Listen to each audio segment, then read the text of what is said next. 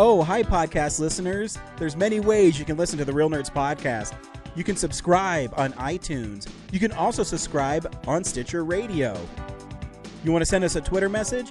You can do that. It's so easy, at Real Nerds. Like us on Facebook, Real Nerds Podcast. You can visit our website, realnerdspodcast.com, where there'll be a lot of articles for you to not only read, but to listen to our previous shows. Do you like your stories told through pictures? Then you can also follow us at Real Nerds on Instagram. You can also call us, 720-6nerds5. Thanks for listening and enjoy the show. Camera, action! Well,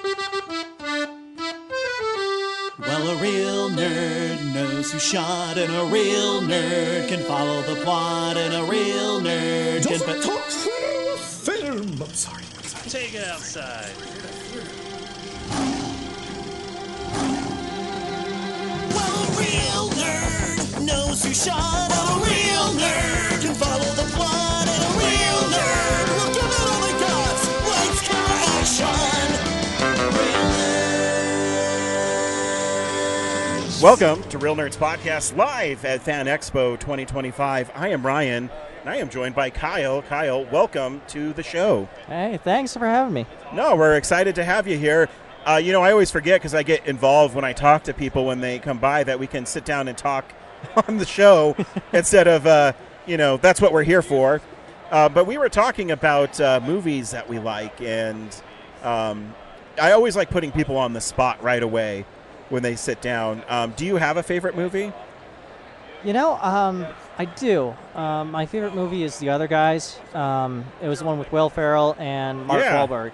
It has one of my most favorite, I don't know if you could call Sam Jackson and Dwayne Johnson in cameos, but I love how they die in that movie because it's so ridiculous. Absolutely. And so why does The Other Guys, why is that your favorite movie? I think it was just definitely one of the times in my life where I was looking for something to laugh at.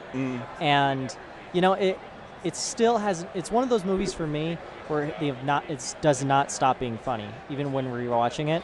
Like, the jokes just keep being funny. It's kind of hard to find movies these days where you can watch a movie and, it may make you laugh for a little bit, but then when you rewatch it, you're like, eh. Yeah. And I agree. I think that's the genius of Will Ferrell at that time, too, is his movies have this rewatchability where there's so many jokes and they come at you so quick, you might miss them the first time. The whole Michael Keaton bit where he just keeps saying, music lyrics is just brilliant. It is actually really brilliant. I mean, honestly, at the time when I watched it, I really didn't know anything about that band or anything, so the joke went right over my head. But everything else just made me laugh. I mean, I guess I really never got into that band. What was it? What was the name of it again? It wasn't a band. It was a singer. Yeah. Brad, remind me of the name of the singer from The Other Guys that Michael Keaton keeps quoting. It was like "Don't Go Chasing Waterfalls." It's TLC. TLC. That's right. Yeah, TLC. Yeah. 'Cause I just drawn a blank there. But yeah, it's a really fun movie. So do you gravitate towards comedies, or what kind of films do you gravitate towards? My taste in music is, not music. I was going to actually say the opposite, but it's the same thing. My taste in movies is just like my taste in music. It's just all over the place. If I can find something that's good, I'll sit down and watch it. And, The Other Guys definitely was one of those movies that appealed to me. It's just funny. It's just every line is quotable. And, as I got older, when I started working with a lot more people and harder labor and everything like that, those were the jokes that got us through all the hard stuff. So, The Other Guys is just hilarious, relatable, and it's just over the top. It's so over the top that it's just, you can't help but laugh. I know. It's, like I said earlier, I just love that. Do you think we can make it to that bush? And they're, they're like 20 stories up in the air. It's just so dumb. But for some reason, it works so well. It does. Actually, their quote was, it's like, oh, they're using a zip line. It's high grade. What do? Aim for the bushes? And then they just fist bump each other. It's like, heck yeah. And then they just jump off. Yes. And I love the fact that Ice-T is like the guy who narrates the whole thing. Yep. Just makes it even more funnier. Just like, it wasn't even like one of those commentaries of like you'd see on a crime show where it's just like super like it's like we have no idea why they did it. Like he's just like it's like all we could say is that shit was crazy. I agree. So, are you a fan of Friday the 13th as you sit in our Friday the 13th booth? Yeah, actually, I'm a pretty big Friday the 13th. Well, I wouldn't say huge, but I would say I like the character Jason. I think he is an amazing, interesting, scary killer, and I always find it just interesting to watch. I've watched the first one. I've watched a few of the movies. After I know Jason's not the killer in the first Friday the 13th. This is his mother, Jason Voorhees. But in the second movies, it's interesting to just see how all this mystery unravels, and just the kills are just hilarious and goofy sometimes. Yeah. But it's still like for first watch when I watched it, I got freaked out, and as time goes on, and I rewatch it, I still find it, there's still some kind of rewatchability. Yeah, they're my favorite slasher series because I love the propulsion of them. Especially the early ones. 2, 3, and 4 when he's running and he's chasing them, and it has that rawness to it. And I mean, then of course it's really cool when he's a zombie too, and he's all rotted and things like that. But yeah, he's my favorite horror villain, quote unquote. Yeah. What else do you like to do besides movies? Do you play video games? Do you read comics? What brings you to FanExpo? What brought me to FanExpo was just I wanted to meet some people, some celebrities, and people who made my childhood. I ended up meeting I wanted to meet Bruce Campbell today, but Bruce nice. Campbell wasn't here today. Oh, is he not here today? He's not. I waited. He just never showed up. So I think he's supposed to come here like on Sunday. Yeah, I do know he's doing his Last Fan Standing tomorrow. Are you around tomorrow? No, sadly. So he's really fun. I've had the opportunity to meet him a couple times, and he's always super cool. So Army of Darkness is my favorite movie of all time. Nice. So anytime I have a chance to meet Bruce, I always try to take that advantage. Who else? You said a couple people. Who else are you looking forward to meeting? Or have you met someone today? I did. I met I like to watch a lot of anime. I guess I shouldn't say a lot, but I'm quite. I guess I'm going back on what I'm saying already. But I guess I'm picky with some things I like to watch. As I said, if it makes if I enjoy watching it, I'll watch it. Heck yeah. Like if it's just piques my interest, I'll watch it. And I think I always like the superhero genre. So when I started watching My Hero Vigilantes, I got to meet the voice of the main character, the Crawler. The voice actor's name is Jake. I do not remember his last name. I feel like I should. I feel pretty bad. I met the guy twice already, but great guy. He's got he just started his career in voice acting, so learned a little bit about him today. He's a cool guy. Real cool. Did you go to a panel with him? I didn't go to a panel with him. You just had like a one-on-one with him? Yeah, one-on-one. I basically stood in line and everything, but his line wasn't as long at some points. Sometimes it was really long, sometimes it was short, and sometimes there wasn't a line. So when I got the chance, I got to go. The first time I went, there wasn't a line, and I got to talk to him. I asked him a lot of questions, about his career choices and, what he enjoyed about his profession, some of the things he wants to play in the future, and I got something signed. And then I realized after I left that I actually brought something for him to sign, which was the manga. And so I had to kind of wimpishly go back there and ask him for a signature again. But he was a great guy. He didn't have any problems. Coolest guy around. Very cool. So, because I'm always doing this here, I've never the only celebrity I've ever had sign something was Stan Lee, maybe 5-6 years ago. So when you pay for their autograph, does it come with something for them to sign, or do you bring it? Sometimes you can bring it. Sometimes they have something for you to sign there. I mean, by the way, you're super lucky for meeting Stan Lee. That was like the one person I wanted to meet, but he passed away sadly, and it's a tragedy. It's so we've had a booth here for 13 years, and I can't remember if it was 2016 or 2017 when he was here, and I didn't know if I wanted to do it because the signature was $100. And I go, man, that's so expensive. But my friend Brad says, dude, you love Spider-Man. You love Stan Lee. you really should do it. And I begrudgingly did it. But I'm glad I did, because I went and I did the same thing. Because ironically, our booth was at the end and he was right behind us.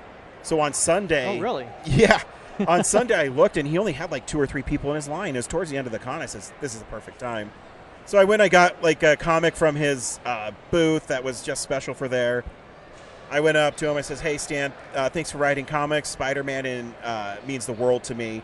And he told me, he said, thanks for being a true believer. And I go, okay, that was totally worth it. That's all I needed. And yeah, he ended up passing away, I think, a year later. So it's one of those lucky things that I shouldn't have been talked into, but I did anyways. Yeah. I mean, everybody's kind of scared to meet the people that, made an impact on their lives. I mean, there was I think the last con I was at, which was 2 years ago, I'd been watching a lot of My Name is Earl, and I cannot remember the name of the actors who played in it, but Jason Lee? Jason Lee, exactly, yeah. And his Ethan brother. Serpley? Yep, exactly. By the way, again, Ethan Serpley does not look like what he used to look like. Oh, no, yeah, no. he's jacked. He's like, great, good My for him. wife follows him and listens to his podcast. I think he's lost like 250 pounds or something. He made up a lot of that extra weight and muscle, and then shed off all the other stuff. He's doing good for himself. Good. I'm glad. But yeah, no, I saw them there, no lines, and I'm just like, I froze it. It was like a deer in the headlights, and like they're probably really nice people. I just didn't know exactly like, what am I gonna say? Yeah. Am I gonna just whimper over there and be like, can you sign this? What was that, sir? I said, can you sign this? You learn quickly. 'Cause, I used to moderate panels all the time, and most of the celebrities are pretty cool people. So I would say if you see somebody and you want to talk to them, advice to anybody, not just you, Kyle, listening here, just go up and talk to them. I guarantee you they're probably pretty nice. Yeah, I'd imagine so. I mean, I had there are people that I've gone up to in the past who I was a little nervous to, and I won't name names and everything because these people probably were just having a bad day. Sure. But I went up to them. I was like, hey, could you sign this? But they were just very short with me. There was no line. It was just like, I was kind of hoping to maybe say a little more with them. Yeah. And they just kind of were like, cut it short. Felt like they just like took the check, wrote the name, and whoop, right back Bummer. to you. Like, yeah, I kind of felt like, it'd be nice to at least have like some kind of conversation. Sure. I mean, I'm not asking for like 5 minutes or like 2 minutes or even 1 minute, but still nonetheless. But you'd also hope because they're here, they'd be, more engaging with people. That's sort of what I mean, yeah. But, hey, I think they could have been just having a bad day, and it's one of those things where, I don't hold anything against them. But, it does make, did make me feel a little like, maybe what happens if they do that again? But, I mean, that's my anxiety. Well, I mean, I think you just hit it on the head. You met the voice actor twice because he was cool. Yeah. And if they're not cool, then it's like, okay, this one time this is where we're at. Yeah, I like to assume that, it's just a bad day. Everybody has a bad day, For sure. What else would you like us to know about you, Kyle? You tell me. Well, I mean, it's not much. I mean, I guess my favorite horror movie growing up was I Am Legend. Oh. I mean, I know the movie wasn't the best. I thought it was good when I was growing up as a kid. Oh, no, I think it's a cool movie. I mean, that's the thing, is that with I Am Legend, I thought it was great. It's just, I ended up reading the book later of what I Am Legend is. Have you ever read the book of it? I have. You have? Yeah. It's like completely different. Monsters. Oh, yeah. Yeah, it's... that book has been adapted several times. It has. And I guess what's great about the book is you can interpret it any way you want. And there is the Will Smith part is a good movie. It's... Yeah. It might be the last Will Smith movie I really enjoyed. I'm trying to think of another one. When did that come out? 2012? I think so. Like it was like when it's actually such a dated piece of I wouldn't say dated, but it's since that came out. Yeah. I think in 2012. There's still Matt Lauer before he got totally. Yeah, but like the anchor before he got canceled. And there's like a bunch of people who are not in the news anymore. So like you can tell that it was Yeah, it's old. I Yeah, guess. it is. But I'm trying to think of a Will Smith movie that's been good since then.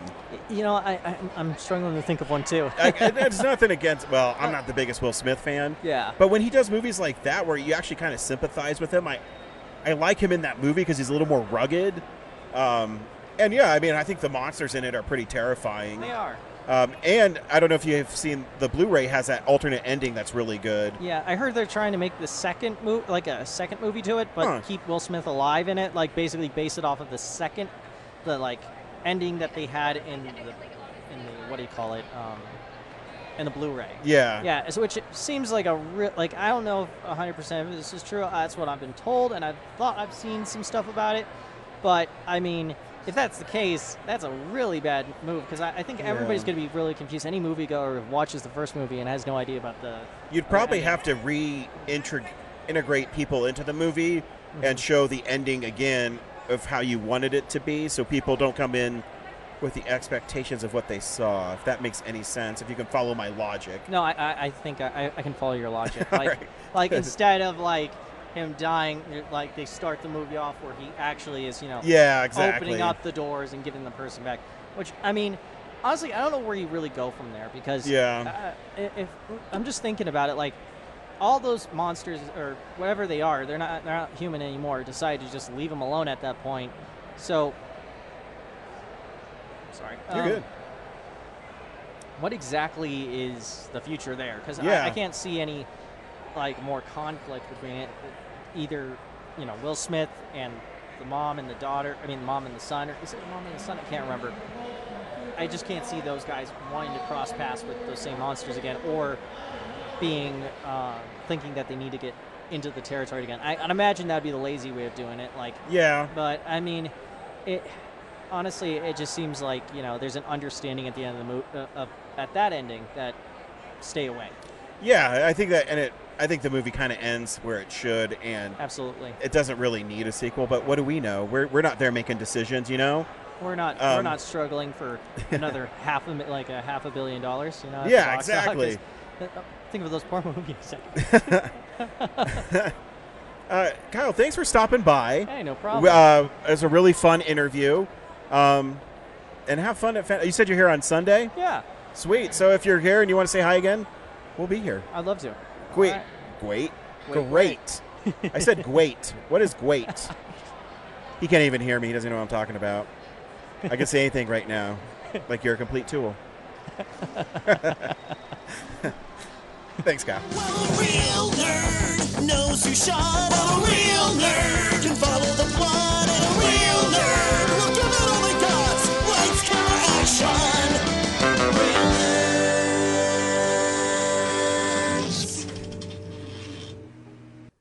Thanks for listening to Real Nerds Podcast, a Nebulous Visions production. Stream or download episodes, read articles at realnerdspodcast.com. Stream us on Apple or Google Podcasts, Stitcher, Spotify, or iHeartRadio. Follow us on Facebook, Real Nerds Podcast, Twitter and Instagram at Real Nerds. Watch us on YouTube, Real Nerds Podcast. Email us at realnerds@gmail.com. Call us at 720-6nerds5. Thank you to Sparks Mandrill, Mike at Plan 9 Studios, and Bolognium for all of our groovy theme songs. And that's how you fucking do it.